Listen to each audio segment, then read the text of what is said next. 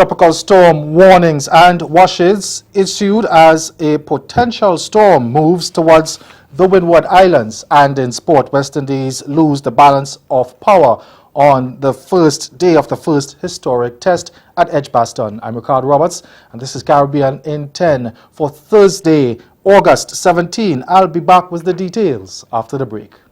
Join the Caribbean Broadcasting Union and its regional and international partners at the CBU Annual General Assembly, August 21st through 24th at the British Colonial Hilton Hotel in Nassau, the Bahamas, under the theme Digital Developments in Caribbean Media.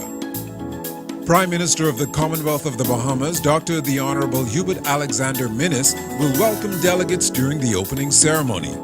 Guyana's Minister of Public Telecommunications, the Honorable Cathy Hughes, will offer a keynote address on digital developments in the region.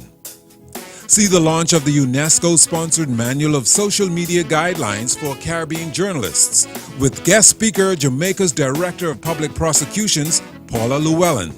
And hear from international media players about the new developments in digital television standards in Europe, the US, and Japan.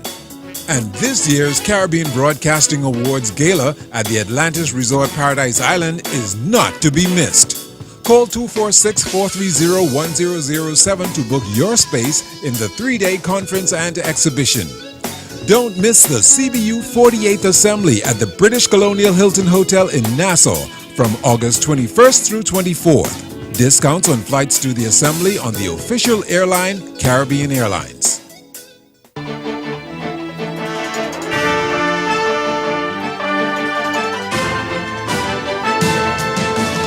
Tropical storm warnings and watches have been issued for some parts of the Caribbean as a disturbance that forecasters say could be a storm soon heads towards the Windward Islands. Now, warnings have been issued for Barbados, St. Lucia, Martinique, and St. Vincent and the Grenadines, while a tropical storm watch is in place for Dominica. The system that has prompted the weather alerts is what forecasters are calling potential tropical cyclone number 9. At 11 a.m., it was located 365 miles east of Barbados and 465 miles east of St. Lucia, carrying maximum sustained winds near 35 miles per hour. It is moving toward the west near 17 miles per hour, and the National Hurricane Center in Miami said that on the forecast track, it should move through the Windward Islands and into the eastern Caribbean Sea tomorrow, by which time it may already be Tropical Storm Harvey. A Hurricane Hunter aircraft will investigate the disturbance later this afternoon. Tropical storm conditions are expected to first reach the Lesser Antilles within the warning area by early tomorrow, while tropical storm conditions are possible in the watch area tomorrow. The system is expected to produce rainfall totals of 2 to 4 inches across portions of the Windward Islands from Martinique southward to Grenada, which could cause life-threatening flash floods and mudslides. The British Virgin Islands has announced the establishment of a recovery task force that will take the lead on several initiatives following heavy rains that devastated sections of the British Overseas Territory earlier this month. The task force will, among several other things, facilitate and ensure efficient use of financial and technical resources in the recovery process. It was set up following the recent deactivation of the National Emergency Operations Center. Representatives of the 11 government ministries and departments that make up the task force met earlier this week to discuss and agree on a recovery action plan. The task force is led by Permanent Secretary in the Office of the Premier, Broderick Penn. He says another objective of the force is to use the information from technical damage assessments to reduce hazard vulnerability in the future. Guyana's Finance Minister Winston Jordan is putting to rest any speculation that government has signed an unfair contract with U.S. oil giant ExxonMobil. Royden James of HGP Nightly News has the details. Guyana and ExxonMobil have signed on to a 50-50 sharing agreement contract. The country is also set to receive 2% royalties from oil revenues. The minister was specifically asked if he was satisfied with this deal.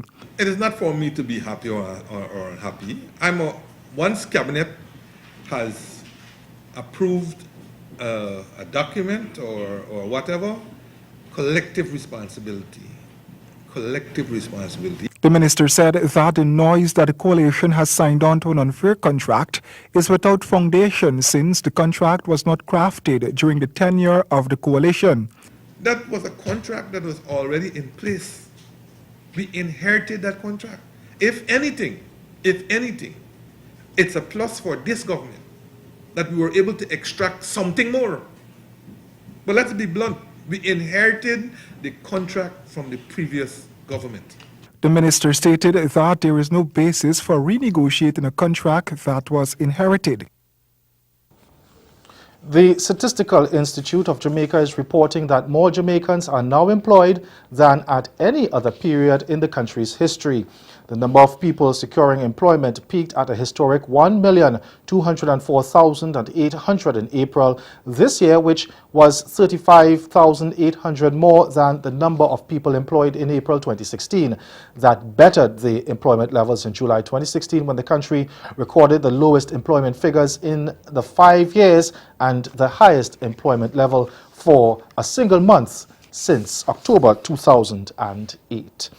Now stay with us, your Midday Sport is next. In this special 21st century show, 3 stories on the world's ocean.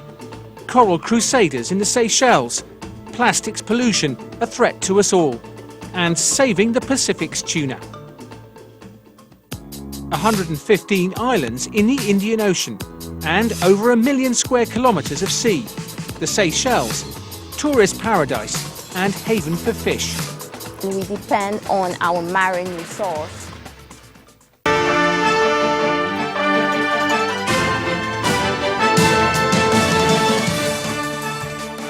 Wickets for Kemar Roach and Miguel Cubbins gave West Indies a hopeful start before Alistair Cook and Joe Root grabbed the balance of power for England in the historic day-night first test today.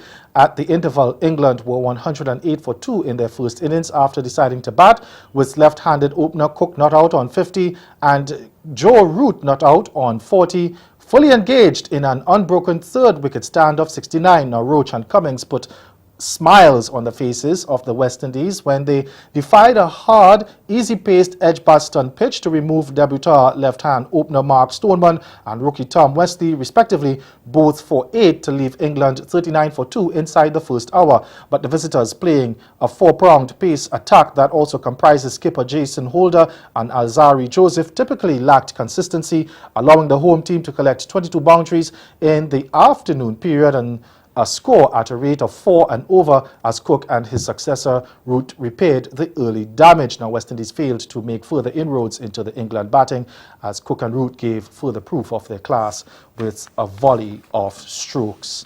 In Bermuda, a 19-year-old footballer, Mikel Thomas, was yesterday found guilty of killing another player. The verdict was delivered after 3 hours of deliberation by the jury. Raymond Butterfield died in March after being stabbed twice in the chest in a confrontation outside of Blue Waters Anglers Club on the outskirts of Hamilton. The court heard that Thomas stabbed Butterfield in a dispute that began when a woman in the club refused the offer of a drink.